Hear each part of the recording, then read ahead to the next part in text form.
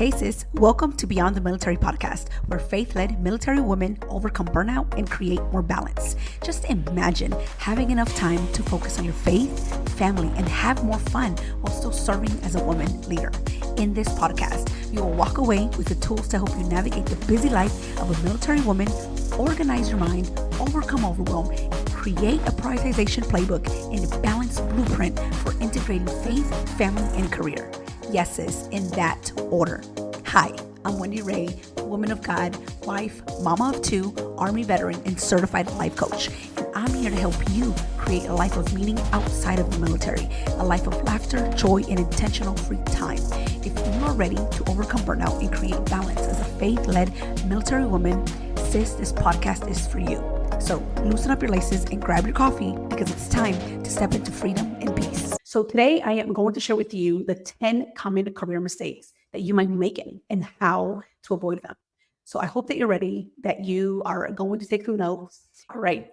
So this is for you if you are someone that has no idea where to go from where you are with your military transition in your career to the military. So if you are someone that has been applying or has looked at some opportunities, or are networking and haven't received any job offers, this is for you too. And this is also for you if you're not excited about the career search, if you're not excited about the next chapter.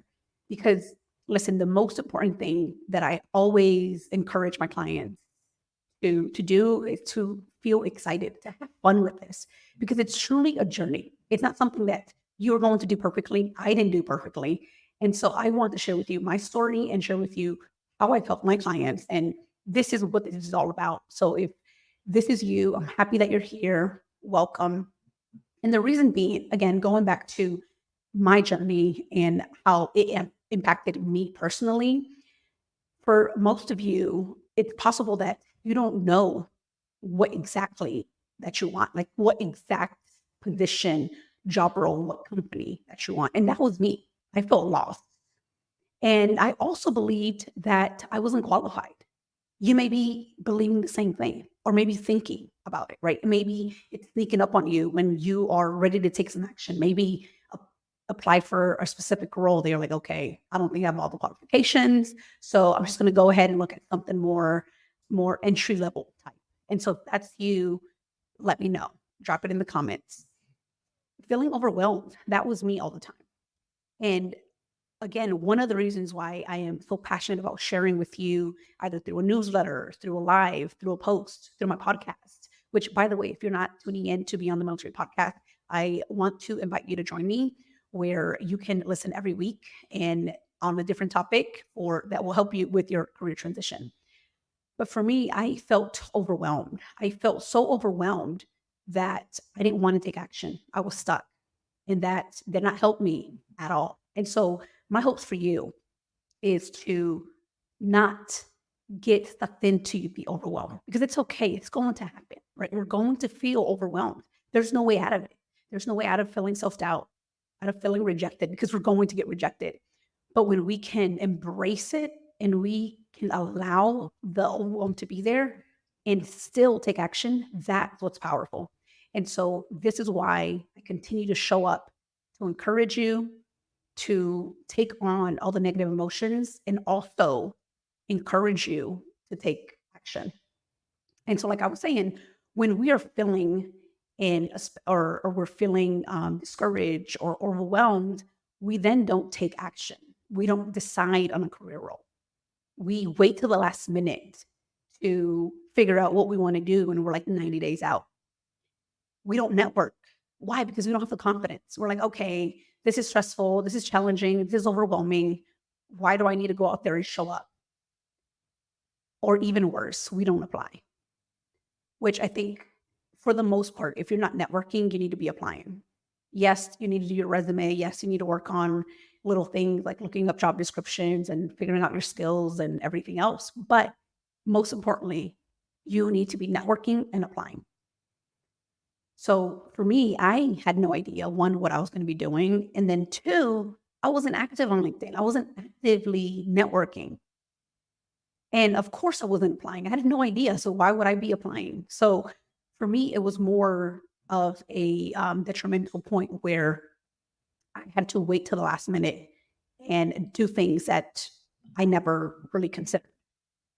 Wait till the last minute. I was finding anything and everything to distract myself to taking my post military career seriously. So my hope for you is that we don't do that. And one of the things that I've heard, and at least for me too, was that it was my resume that was a problem. And I don't know if that's for you, if it's the same for you, but that was for me. I considered my resume to be the main problem. And so, yes, it has, we can evaluate and we can refine it and we can do better with our resumes. But at the end of the day, it doesn't matter the amount of applications that we submit if we're not making it better, if we're not understanding and evaluating how we can make it better. And so today I want to offer you that yes, partial, it is your resume and it is the roles that you are considering. But most importantly, I want you to have an open mind.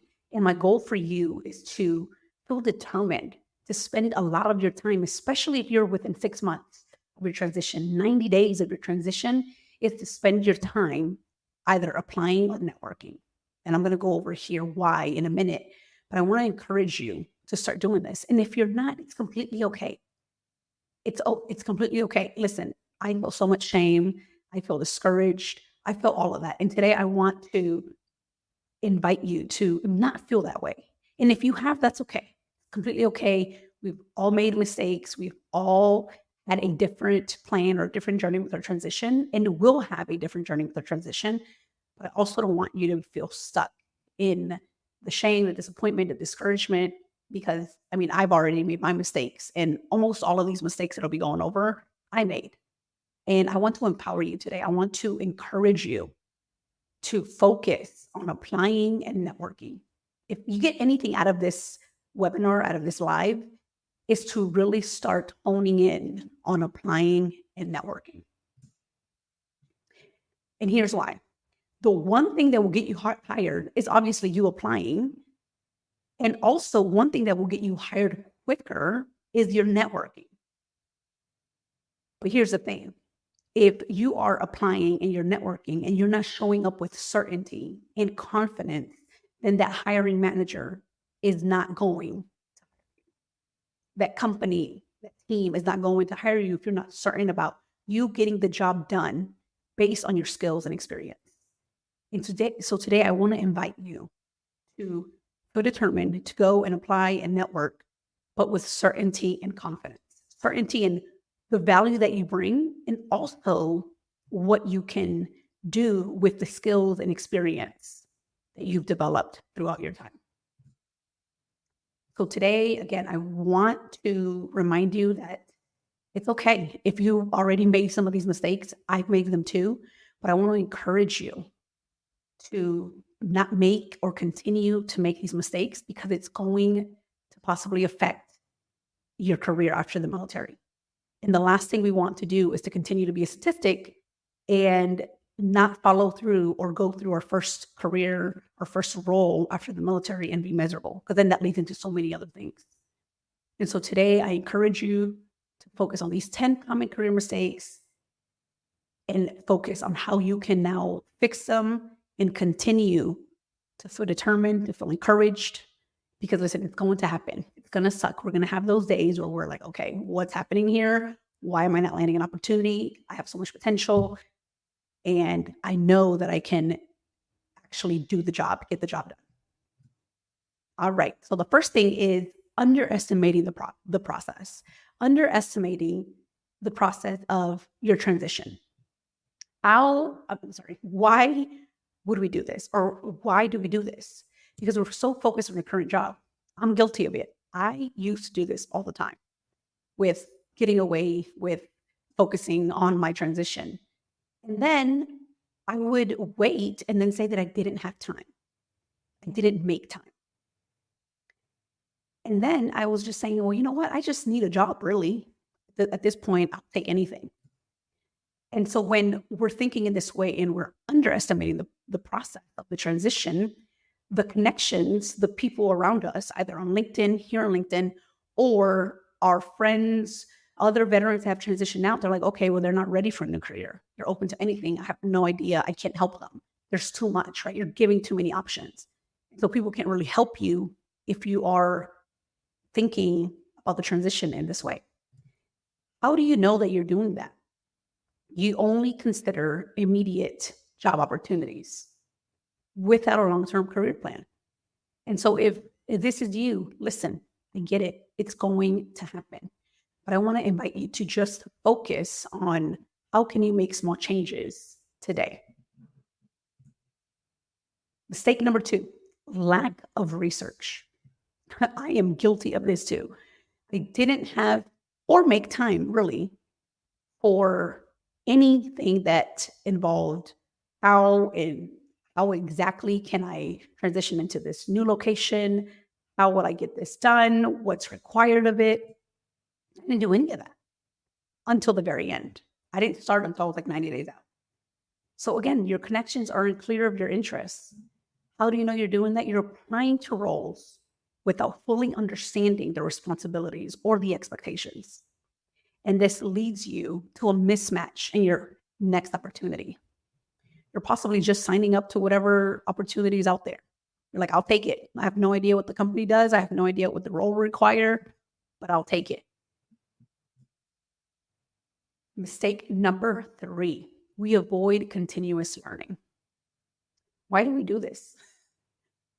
Because we're reluctant to new methodologies, possibly new technologies. And again, we're like, well, we have no idea what we're going to land on. So why focus my time? I don't have enough time is another reason. And then our connection then assumes, right, or possibly thinks that we're not interested or as interested in the new career. So we're not setting ourselves apart. They're like, well, this person has no idea how to do any project management or any program management. Why would we hire them? Why would we hire her specifically? And again, how do we know? How do you know this is happening or you're doing this?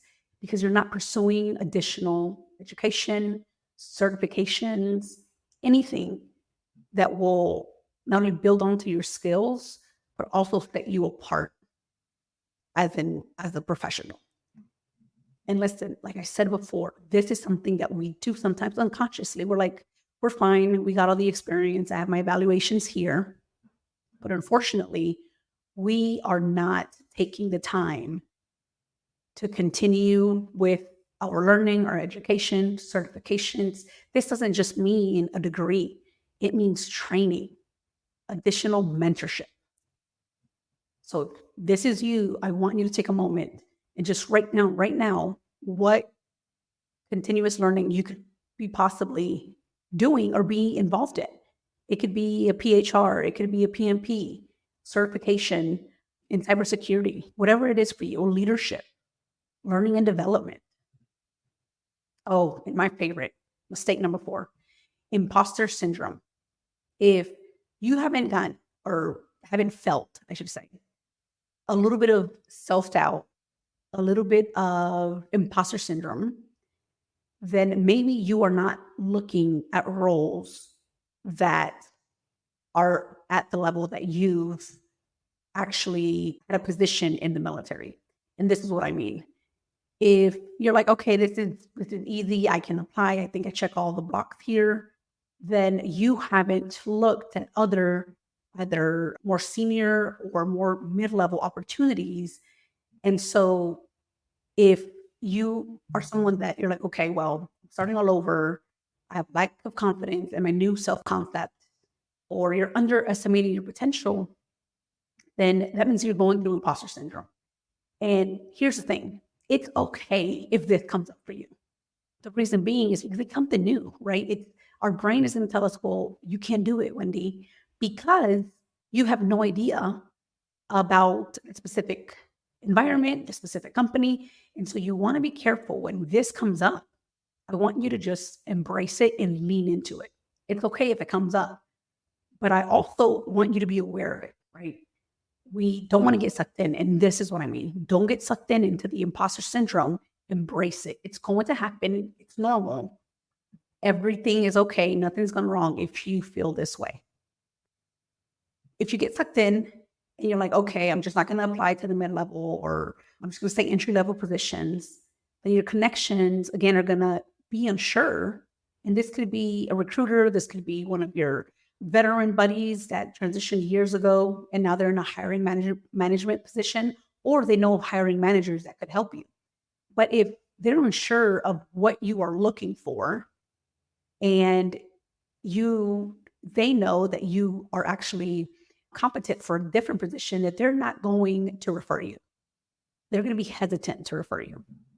And so again, how do you know if this is happening to you? You're letting the fear of making mistakes prevent you from taking action, applying, or even get you into a new opportunity.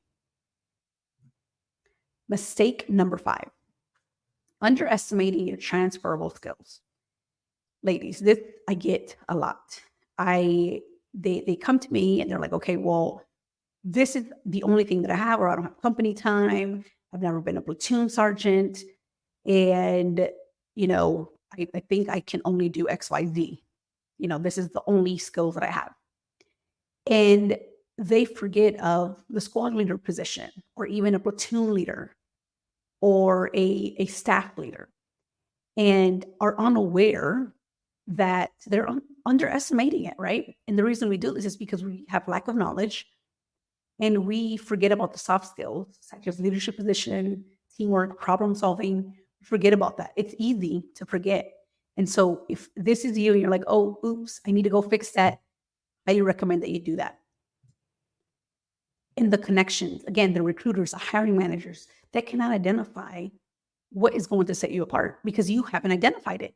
So how are they supposed to now figure this out on your behalf if this is something that you failed to do to begin with?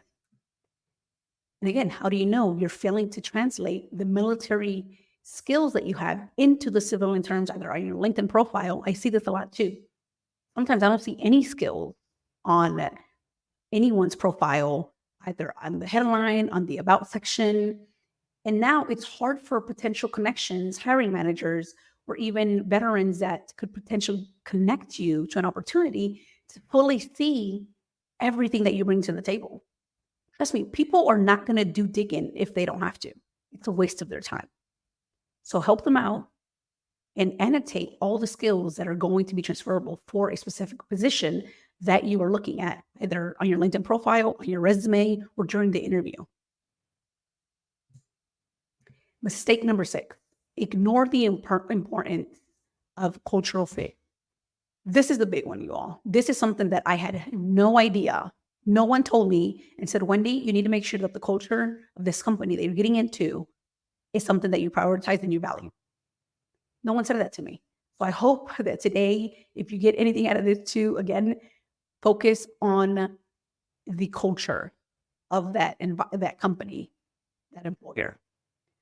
And the reason this happens is because we're unsure of our own values. We're like, what are we valuing here?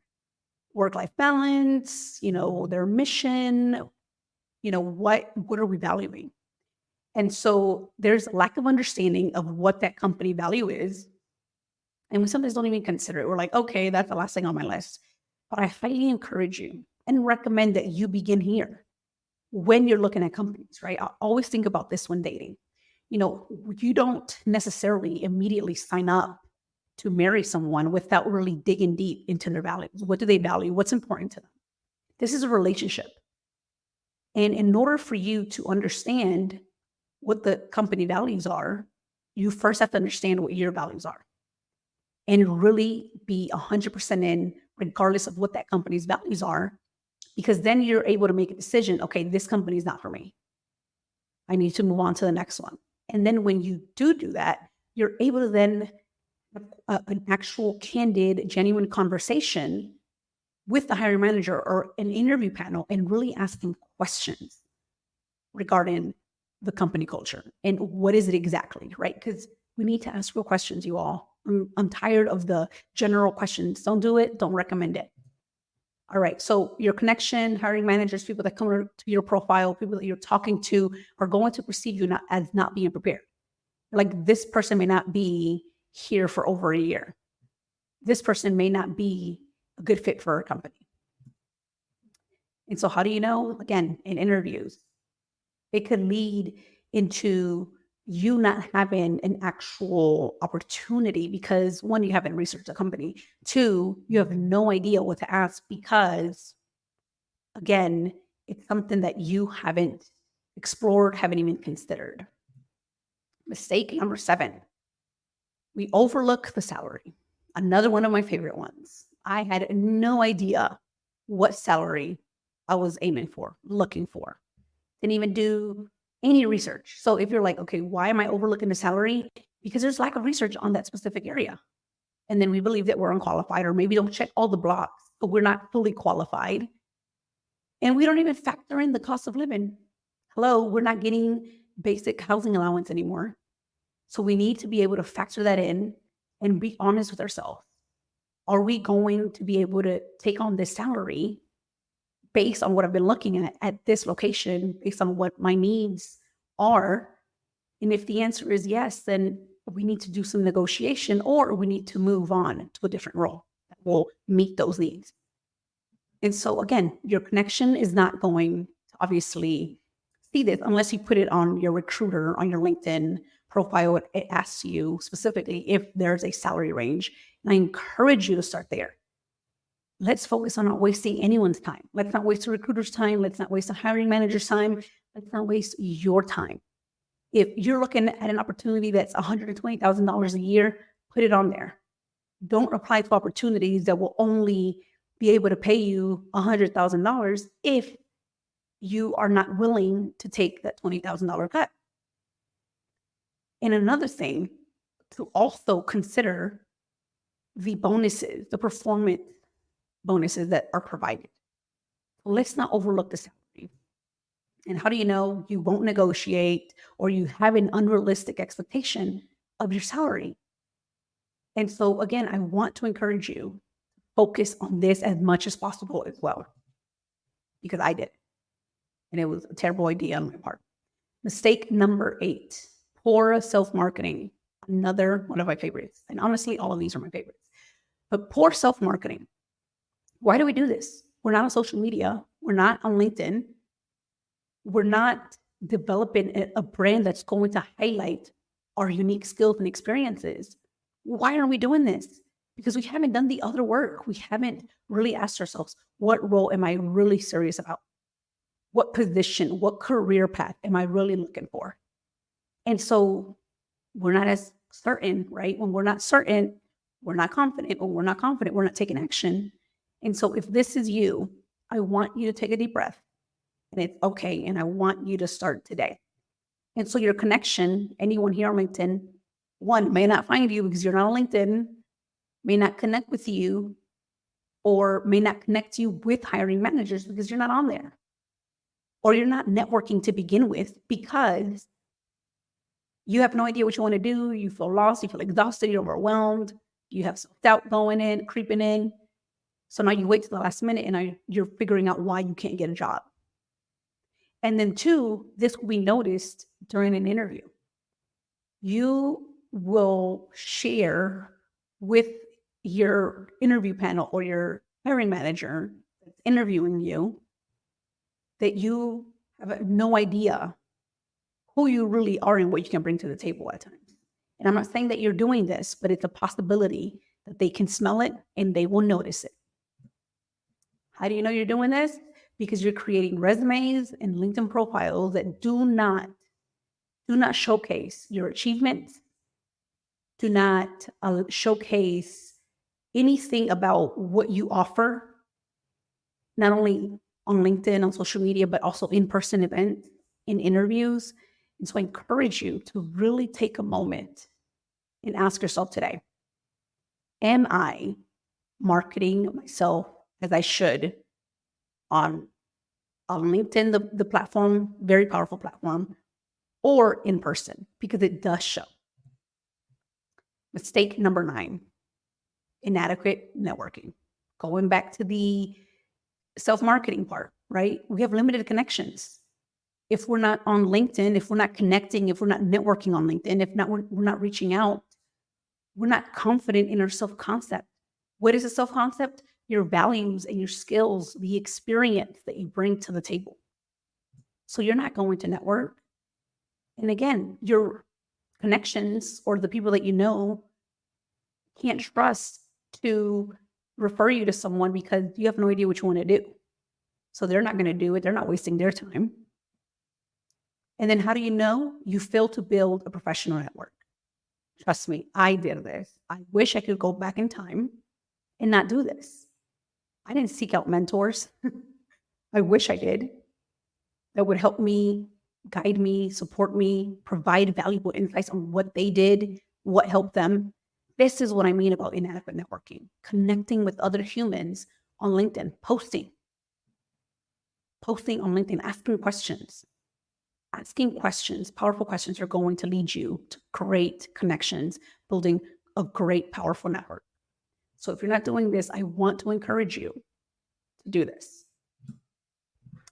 All right, and number 10, I will say by far the most important, by far, especially if you're a mom, if you are someone that is in a relationship or in a long-term relationship, or even in a leadership position right now.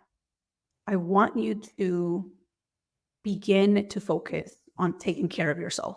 And this doesn't just mean going to the spa or getting your nails done. But what I do mean is taking the time to just be okay with where you are and allowing your emotions, allowing yourself to be you, even when we get rejected. Now, why do we do this? Because possibly started late. Maybe we've been rejected a couple of times. Maybe we haven't had a resume that's gone through the application tracking system. Maybe we feel discouraged and we're like, you know what? We're just going to do this until we're like on maternal leave or I really need to get to work. And so your connections are going to notice. They're going to know that you are not taking care of yourself. Either you're not interacting, you're not reaching out for help. And that is also noticeable when we can't say, hey, I need a little bit of help.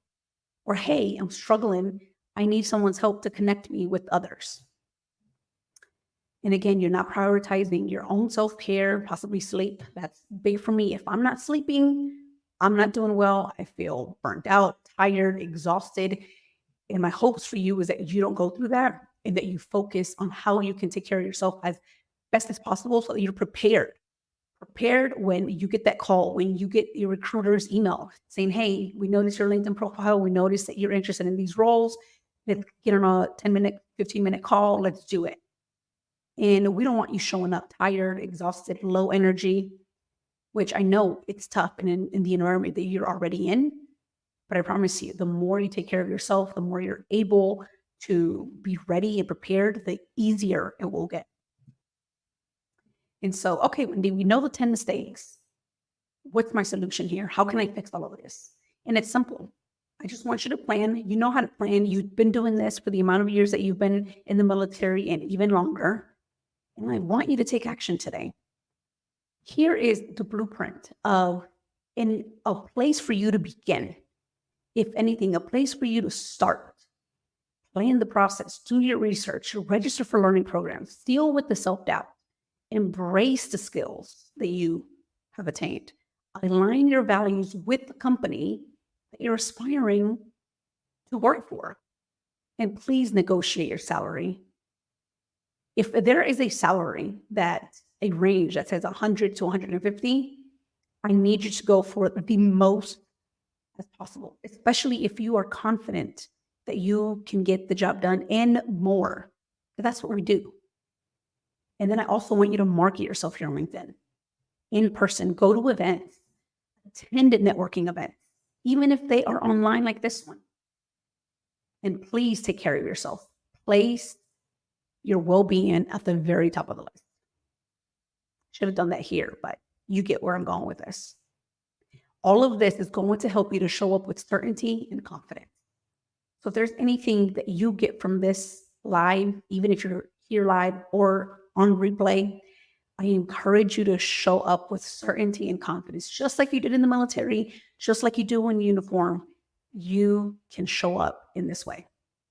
Now, unfortunately, you won't be able to do all of this out of, this 30-minute call that we have here today. But I do want to encourage you to begin. And if you're like me and you need some accountability and you need someone to help you along the way, I want to invite you to send me a direct message. And all you have to do is send a direct message with the word career. DM me personally with the word career, and I'll reach out to you and I'll be happy to help you. We'll schedule a call, see where you are, what gaps you need to fill, and help you to get to the next level of your transition. Help you feel excited, because listen, it's not going to be easy. I get it. But I also want to encourage you to start now, regardless of where you are. If you're a year out, if you are 6 months out, I want to encourage you to start today. All right. Well, this is all that I have. And if you are here with me live, I would like you to post on the comments and let me know that you were here. And if you're in a replay, send me a direct message that you've listened to the very end with the word LinkedIn profile. All right. Have a beautiful rest of your day. Talk to you all soon. Hey lady, if this podcast helped you, challenged you, or inspired you in some way, please leave me a written review for the show on Apple Podcasts and share it with another military sister. Helping you integrate balance, prioritization, and growth in your relationship with God is my ultimate calling. I'm so blessed that you are here, and please join us in the Faith-Led Military Women community on Facebook at bit.ly/Beyond the Military GRP. Again, it is bit.ly Beyond the Military GRP. All right. Talk to you soon. Bye.